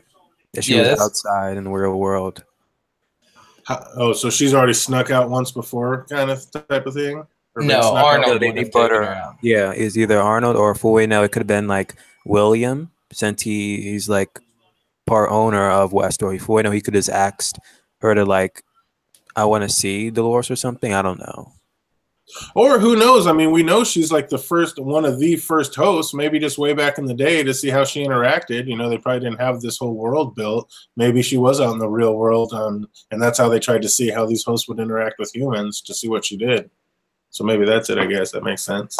Actually, it makes sense, though, because like when you see that one guy who was like with Delos, and after he like opened up the skull that Ghost Nation, he was like, when he actually saw like footage of Dolores, he was like, wait a minute, isn't she supposed to be like the cheer for one, the welcoming crew? So maybe he's like remembering her when she was being like, when they were like promoting Westworld, like, wait a minute, that, or he was actually a guest. See, I thought when he was talking about that, he was just talking about back when people first came there, they see her dropping that can of milk, and then, the good old boy hero the white hat can come up and pick up the milk and get to know her, and basically that's, one of the plans that happens. So I thought she was one of the first people you meet when you first get off the train into the Westworld. I thought that's what they were talking about, but who knows? Yeah, but he's saying like how they would know that, but Arnold told him. Bernard, I think, is the one that told who she was. Like, who is that? And he said, oh, that's the farmer's daughter, Dolores Abernathy. And then the guy recognized, like, oh, isn't she supposed to be part of the welcoming party? Or whatever. Yeah. So, BBM, at this point, what do you think? Is Dolores the villain or the hero of the story? Too early to tell for me. Andy, is there a connection between the Dolores name and Delos, the name Delos, the head of this company? Could be. She's one of the first hosts, and the company's name is Delos. I mean, Dolores is pretty darn close. Doesn't there have to be some connection there? Maybe, but Delos existed like before, and they weren't associated with the park. Right? It was just it was Ford and Arnold that created it and stuff, and then it wasn't until, well, maybe, never mind. You're right. They did have some investments, but William wanted to significantly increase their. I mean, maybe that's how they went after him, is naming Dolores after that company, trying to get their major investment to first get the park open. Or maybe that company did something to smash them way back in the day and broke their family, so this is all one big revenge plot to bring down Delos. That'd be a sick twist. So the real big thing, where is Peter Abernathy? Probably where all those hosts are in the water. That's where he likely was. Like, I think they had the map up for a little bit, and it showed where he was. And I think that since I think that Bernard is going to be sympathetic to Dolores, I don't know. Maybe it has something to do with that. Or maybe, I don't remember the girl's name, but she needs to get Abernathy. Maybe that's part of that plan. Like, I don't know. Well, when Hale was in there and she was talking about she was looking for a retraction, you know, for them to come save her, and they're like, "No, we're not going to save you because you never got us what we're looking for." It was supposed to be a host, and the host. Remember, she sent Simon down to do something to put that information in Abernathy, and Abernathy was supposed to get off the island and get all that information to Delos. And they're saying that he never made it. So we need to wonder, where is Abernathy and who got to him? Like, did Ford figure out what was going on and have him stashed in like a private place? Or did Dolores find him and is doing something with him? Or, I mean, what's going on with Peter Abernathy? That's kind of the biggest thing of this whole episode.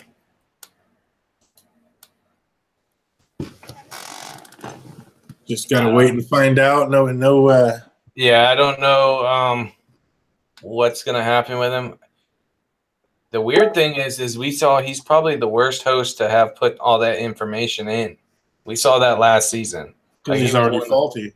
Yeah, he's fucking going crazy. So you have a bunch of additional information in, clogging up all his RAM and shit. He's going to be a barely functional damn host. And now he's going to have all the information in the world. If Dolores can get a hold of all that information, she becomes much more powerful. Yeah, I was just gonna ask that. It's like, is it gonna be like some type of like race to find Abernathy this season? And if it's gonna be like Dolores trying to go for him, is like Maeve is like the Man in Black, or is it just gonna be for the subplot of Charlotte and Bernard? That's a good question. That is a good question, because we know, I mean, that's where, we don't even know if Simon uploaded. I thought, didn't he say that he did he got it uploaded? Or do we not even know if he uploaded it? He was like heading down to the basement to get him, but then all those hosts that was down there were gone already. Yep. So yeah, Ford's already basically had him doing something else. So he's stashed. I don't think he's drowned, but I think he's stashed somewhere and he's going to play a big part. Well, he has a personality too. Like, we got that. I wonder what they made him, how they made him. That's going to be the interesting thing. What he's going to take from his Sizemore, put that personality in him, but it's Sizemore doing the personality. We know how he is. He almost got killed by his own creation, his own cannibal guy. That was his so gross narrative that he, I like my people moist when I eat them. Good God. So, and that's just funny that he gets to be on that receiving end of that narrative that he created that Ford thought was so stupid. I wonder, I'm just curious as to the personality that he gave Abernathy that would make him fit into the real world. And what's going to happen with that. Because Abernathy was the head of that cannibalism cult that basically was eating people and liked to recite Shakespeare to them. So is that going to be his gift to the world? Is he out there just be eating people? That'd be gnarly. That would be insane. Do we think Ford's going to make an appearance this year? Do we get a guest appearance from Anthony Hopkins? Probably. They're doing time stuff, so we're going to probably see. What do you think, BBM? Do we get to see Sir Anthony this year? No, I'm not gonna see him. Like, from what the news coverage I heard from Westworld for season 2, there's gonna be no Anthony Hopkins, but it all could just be a cover up. They don't want to let certain things out. That's true. I kind of like the way they rolled over his dead body, just with brains blown out. It kind of was like, yeah, he's game over. We're done with him. It definitely had that kind of feel to it. But you never know. That'd be a sick little flashback and gift to the fans if they brought him out for a cameo. That'd be pretty tight. Well, I think it would be cool if like the DNA stuff was brought up in order to say that hosts could have human DNA, so that if Ford faked his own death, that he has a human body basically that's going to be rotten and shit. So it would take them a very long time to realize that, you know, he's a computer in there and he's just going about it. And that goes to my why would they have Anthony Hopkins' voice in the. Yeah, I was about to say with that, talking about, you know, was that a thing? So basically, it tells me in the back of your mind, you think Anthony Hopkins is still alive? I think it's potentially still alive because they put a lot of effort into. Because I've noticed a lot of people had questions about like how the robots were like robots, you know, they're flesh and bone, but how close is it? They're getting 3D printed and stuff, basically. And now we see like they actually have like, you know, functioning flesh. So I don't know, like they have functioning bodies. If they have DNA, then it would take them a while to figure out that that's not Ford. Yeah. What's up? We got Sir LT Giles in the chat. What's up, buddy? What he wants to know, Bernard has memory loss, correct? Do we think Bernard has memory loss? Mm-hmm. You think he has memory loss? For me, no. I think it's like when he wakes up. Like I have this crazy theory that because we see like what 2 weeks ago, it looks like his body is like not functioning well. That eventually he's gonna like transfer all of his data into like a new host Bernard body, and that new one just like woke up on that beach, and it's just like trying to like gain all the data back and all the memories. That's why we keep on seeing all the flashes and stuff. I like that. I like that. That's pretty sick. I just think it has to do with, you know, what happens when he's going to run out of juice in his head. And that's going to cause like malfunctions and shit. And so he's going to forget stuff. Maybe didn't say like 72 hours. Didn't the analysis said right, for him? But that was before he shot himself up with that new shot. So I'm sure that gave him a little more time. But that's what I was going to say. Did he grab even more juice to keep doing that to himself, or has he just extended it by a little bit? Did that even work? I mean, I think it said like 2 hours when he initially did it, and then, or like it might not even been 2 hours. I can't remember exactly. I thought before he put it in 72 hours, yeah, and that's what I heard. That it was going to start losing critical or functioning of dexterities and stuff.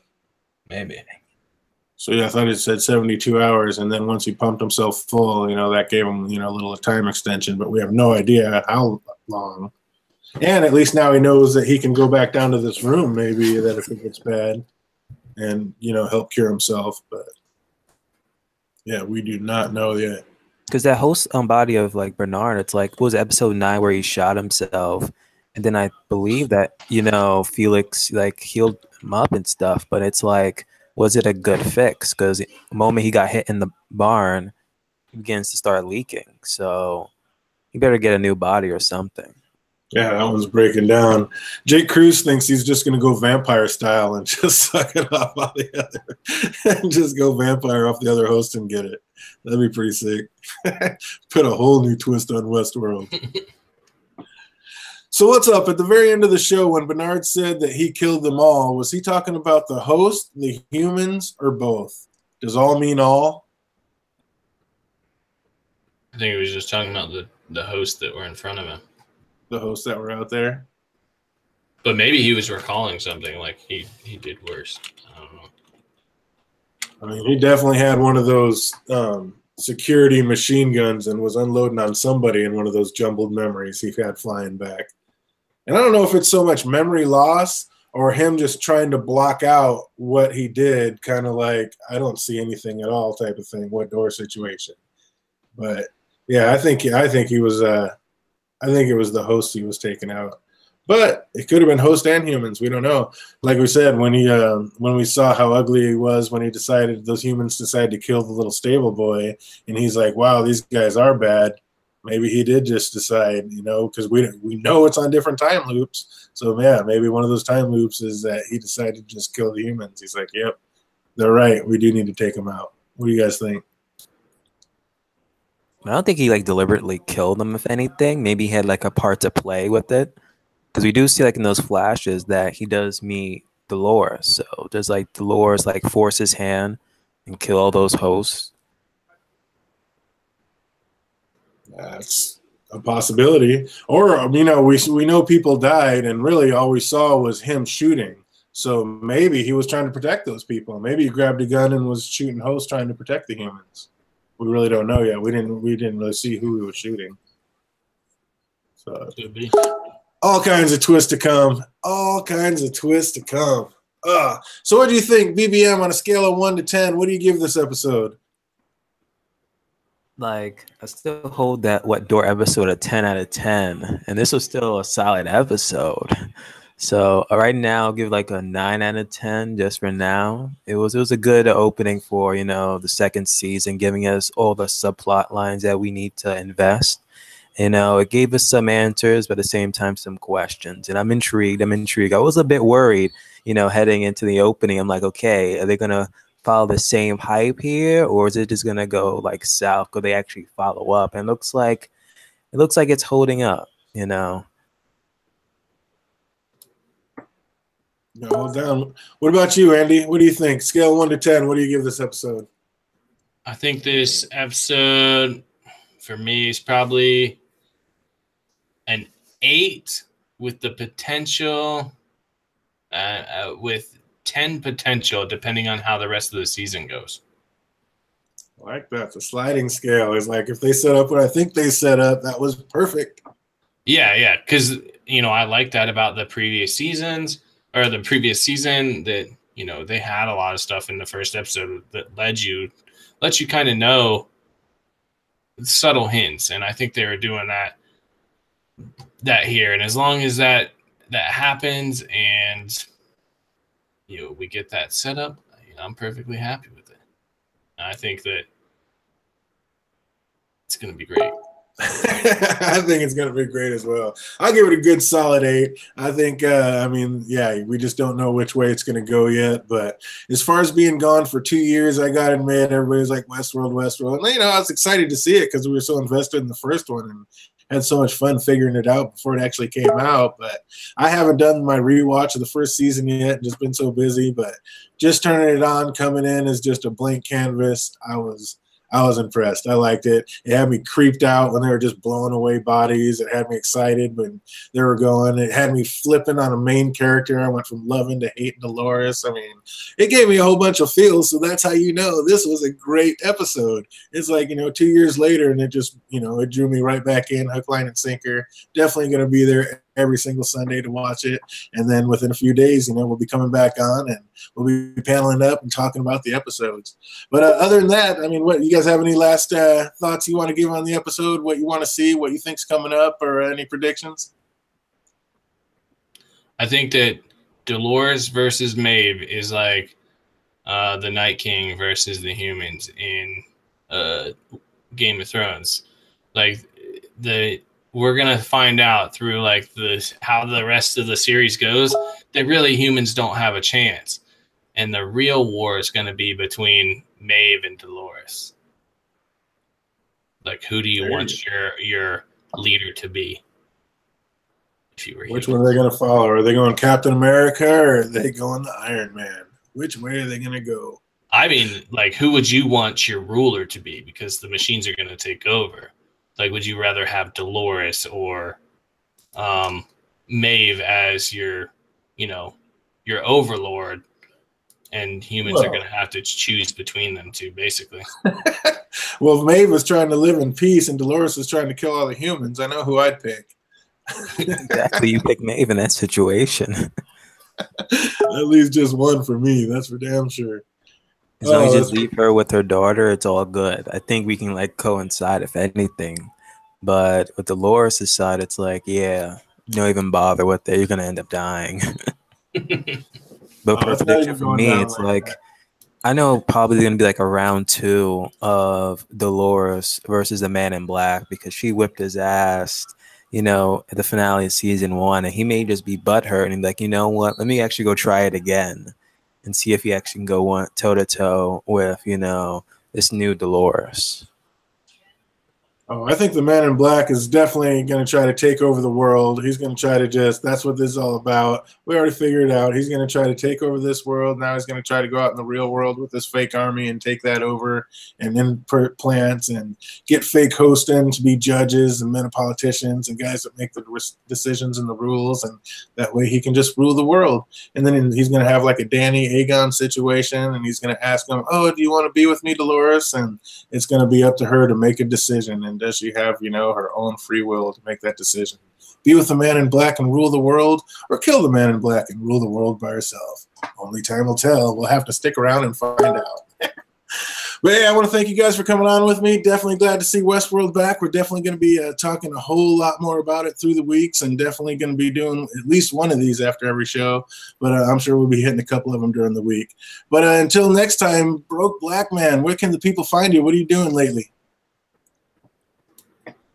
So where you can find me, Bro Black Man 94 YouTube channel. I do reactions and reviews. Lately, I've been doing the reviews to Westworld, Gotham, Vikings. I gotta get back on. It's been like a month that I've been like on episode 5 or 6. I gotta hop back on that. I've just been busy, but since like you see like Floki, the actor Floki up in there, I'm like, okay, I gotta see like more of this dude. See how his acting is like transferred between shows, and that's about it. But like right now, it's like, I don't know. It's like ever since that new game God of War came out, it's like, should I just react to stuff or just go back to just playing this video game? But thanks again for having me, DJ, and talking to you, Andy, about Westworld Season 2. Absolutely. Thanks for being on. What about you, Andy? I know you're playing those video games. Tell the people where they can find you, and are you playing the God of War? Snafu_Z. I am playing God of War. I haven't really been streaming it because a bunch of people are doing it, but I think I have kind of a unique kind of gameplay. Maybe not that unique. I run around. Now, I just got to the point where they give you like quest markers. And what a quest marker tells me when I'm playing a game like this is that is going to be the very last direction I go. I'm going to try everywhere else first. So if you like watching that, like, that's how I play video games. Nice, nice. Well, definitely want to thank my panel, Broke Black Man 94. I want to thank Snafu, Andy, a.k.a. What Door, for coming on and talking about this crazy show with me. Like I said, we're going to be doing it all season long, so hope to see you guys all back here. I want to thank everybody that showed up in the chat for coming out and playing with us. And yeah, like I said, we'll be doing more and more of these. So until next time, game on.